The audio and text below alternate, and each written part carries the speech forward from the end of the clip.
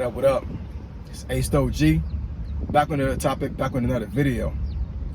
So I'm not exactly sure what I'm going to title this video, but I'm pretty sure that it's going to relate to the topic as far as like talking about the stock market and the losses that the stock market has taken since Inauguration Day in 2025.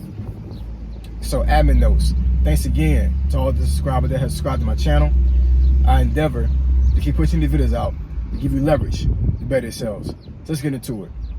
So the stock market, the U.S. stock market, has lost a little bit over $11 trillion since Inauguration Day, which was January 17th of 2025, right? Since Donald Trump has come into office. Now, if anybody noticed, the first couple of days before he actually came into office, then a couple of days after, there's a lot of hoopla going around, and the stock market was jumping up and down. A lot of people had gains in their stock portfolio, and cryptocurrency went through the roof, right? So, you know, it was a lot of hype, and it was a lot of hope that the economy was going to bounce back from the Biden administration once Donald Trump came into office. And to be told, I still believe that's going to happen, but not before a whole lot of pain. And I think a lot of pain is going on right now when it comes to just finances as a whole, whether it be stock market, whether it be cryptocurrency, whether it be folks trying to hold a job, you know what I'm saying, or even trying to find a job. It's crazy right now. So the date is April 5th of 2025, and last Thursday and Friday, the stock market took the hardest hit in U.S. history.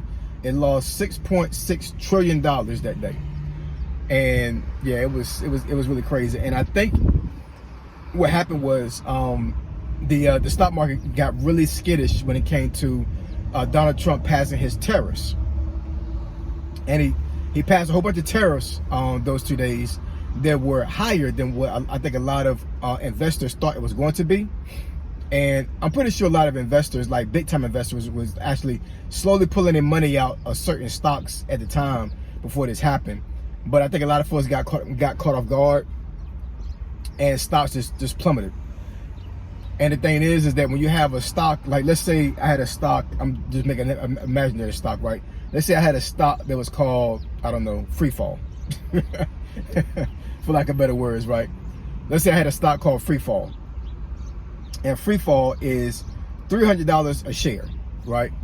And something drastic happens in the world, something drastic happens with the stock itself, as well like the company that the stock is a part of. You know, something really traumatic happens, right? And my share of that particular stock, each share that's $300 goes down to let's say $150, right, in one day. The problem with that is that, you know, the buying power of my share was $300, right? And then that particular day, whenever this event happened, it went down to $150. If I pull my stock out, once it goes to $150, that's what it is. I cannot recoup what I lost. So basically what I'm saying is that particular stock will lose $150 from each share that I have on that particular day, and I will not be able to recoup it if I pull it out that same day.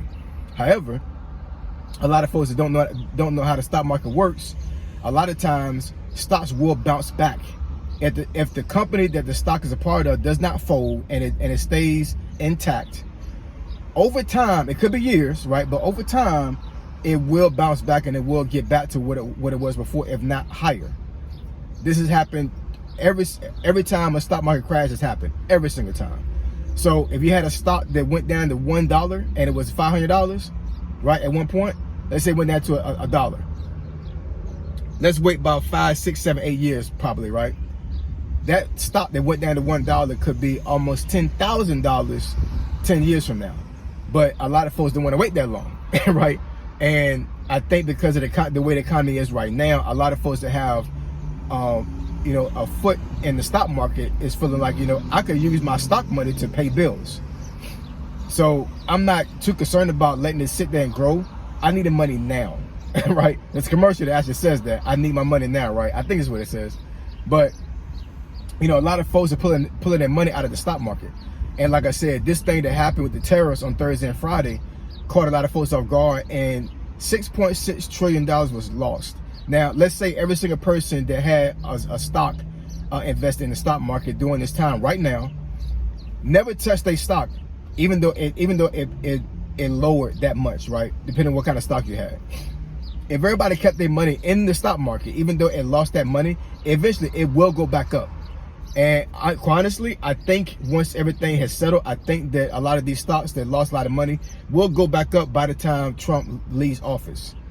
That's like a little almost 4 years from now, right? But I'm telling you, I'm telling you right now, you can put a pin into this video. I'm telling you, I truly believe it's gonna bounce back. It always does. You know what I'm saying? Like it's how history is when it comes to the stock market. It always bounces back, right? But you know, these tariffs are really damaging to the economy as of right now, and a lot of countries have retaliated. I think China wound up implementing I think a 34% tariff on their goods. That's crazy. And I explained like how tariffs work on another video. But you know, it's gonna be a tariff war.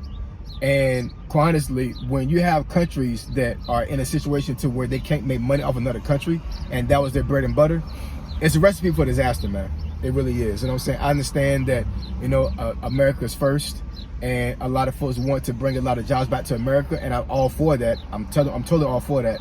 But these tariff wars are going to be a lot more serious than I think a lot of folks think. Like, let's forget about, you know, just normal stuff you buy being like almost 50% higher than what it was before. Let's even forget about that.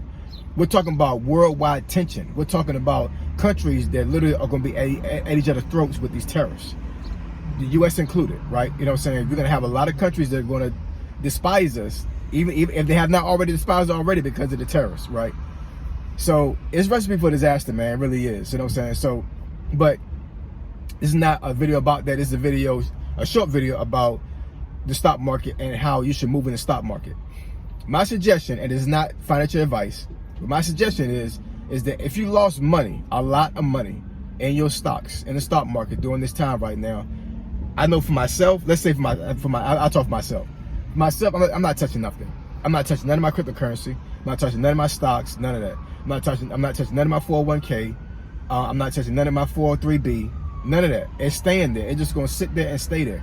Even though I lost a lot of money out of it because of the tariffs and because of some of these other things going on in the world, whatever, I'm not touching nothing. Because I know that eventually it's going to go back up. It will. It always does.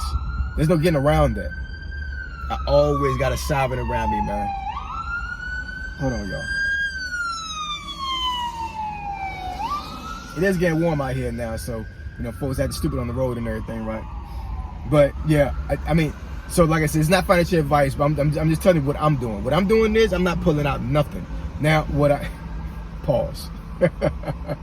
But what I will say is that I probably will move money around in the stock market, right? Like if I lost a little bit of money here and there, I may put money into this stock. I may move cryptocurrency into another crypto to move money around and play with some things and see how things go. But for me to withdraw money out of my stocks and out of my cryptocurrency and out of my 401k and 403b, no, I'm not doing that. First of all, you get tax penalized when you do that. So I don't want any tax penalties at all. Number two, I've done this before. I pulled money out of my stocks and out of my cryptocurrency, and then, you know, I'm talking about sometimes not even a month later, the stock and that cryptocurrency went straight up, and I'm like, God.